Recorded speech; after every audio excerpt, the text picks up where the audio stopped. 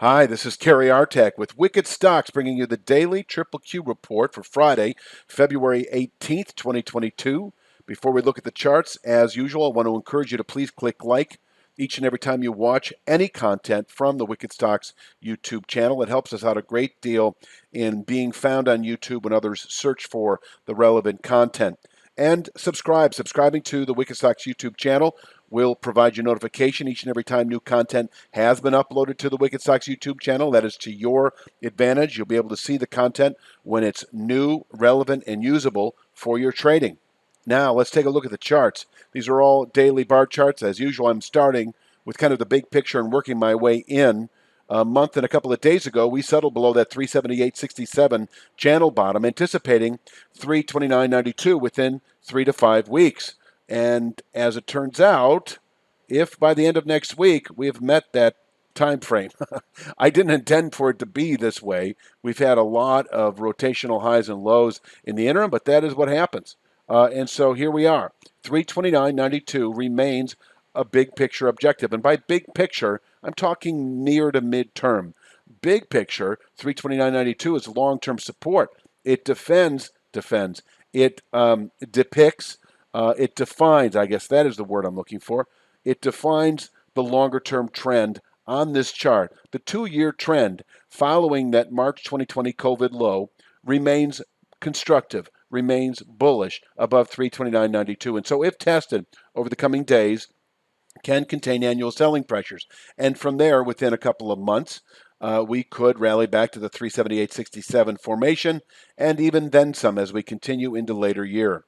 Inside this wide zone, we have nearer term resistance.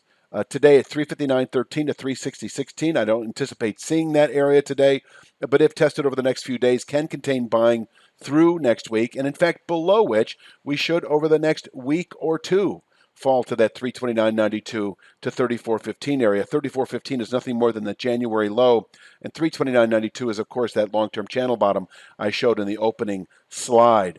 Now, today, and this kind of defines the next day or two, 350.71 above the market can contain daily buying pressures, and below which over the next day or two, we should test that 338.99 trend line. That trend line is just a simple trend line off the lows, and why I like that trend line over other trend lines, it is the lows, sort of the following that pullback high in early February. You know, we dropped once and then we rallied back and we dropped again and we rallied back. And so it is able to contain daily selling pressures, 338.99. Let's take a look at the support and resistance for today. The green line once again represents roughly where we closed on Thursday, 343.89, able to contain intraday weakness. This, of course, assumes that we open above it. And if so, that 350.71 level is actually in reach today where we can place a daily high.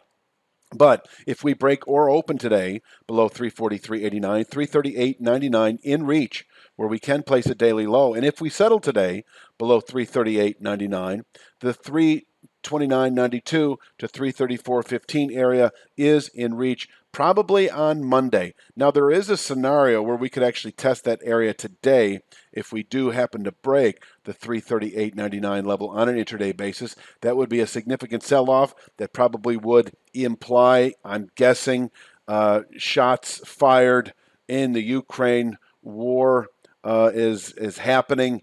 And so I think that, obviously it can happen any day over the next week or two.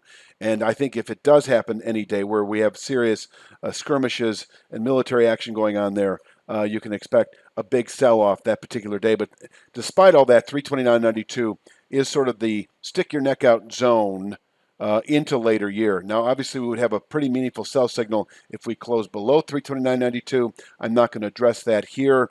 I think next week it'll be relevant. Let's take a look at the upside today, that if we happen to close above 350.71, and once again, 350.71, nothing more, well, there's a lot going on there. There's all kinds of stuff happening in the mid 350 to upper 351 handle. 350.71 is Wednesday's low. It is the pullback high for the week. You can also see that a couple of days prior to Wednesday, that would be Monday's low, the high of that low was in the 350 handle. So, 350.71, able to contain session strength. And if we close above 350.71, we should, over the next day or two, Monday, Tuesday, reach that 359.13 to 360.16 area where once again we can top out through next week, and below which 329.92 remains a 1 to 2 week target, which remains a 3 to 5 week target anyway below the upper 370s. In fact, speaking of the upper 370s, if we were to muster a settlement in the coming days above 360.16, good February low, we should then over the following week, two at the most, reach up to that 377.35 rising channel top. That is in very close correlation with the 378.67 longer term channel bottom that I showed in the opening slide. That area, if tested, and once again, it does become a 1 to 2 week objective if we close above 360.16, the upper 370s able to absorb buying through March, and from there we can fall off back down, possibly all the way back to 329.92 or wherever that formation may be at that time. Over the next couple of weeks, it will intersect with the 334.15 low from January. It'll make it a little easier in terms of pegging that.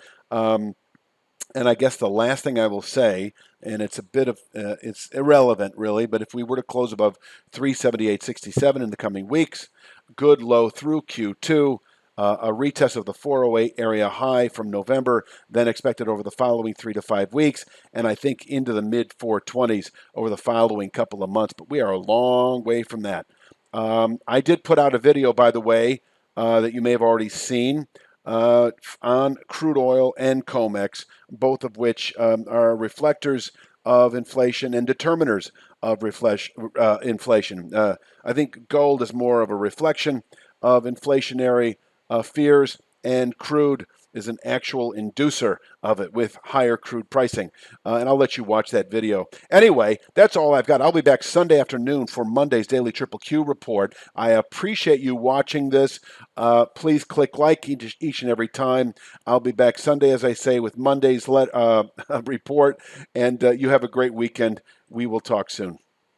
The daily video you just watched will require a paid subscription to wickedstocks.com beginning Tuesday, March 1st. Become a wickedstocks.com premium member to continue receiving our daily SPY report, our daily Triple Q report, our weekly DIA, IWM, and Bitcoin reports. Monthly subscriptions start at $25 a month. If you're not ready to become a premium member, I encourage you to become a basic member for free, which will alert you once these analysis videos become part of our paid subscription plan on March 1st. We will continue to offer free and valuable content on YouTube, though it will not include the series of videos mentioned earlier. We hope you become a wickedstocks.com premium member. We offer a 7-day free trial, and cancellation is allowed at any time.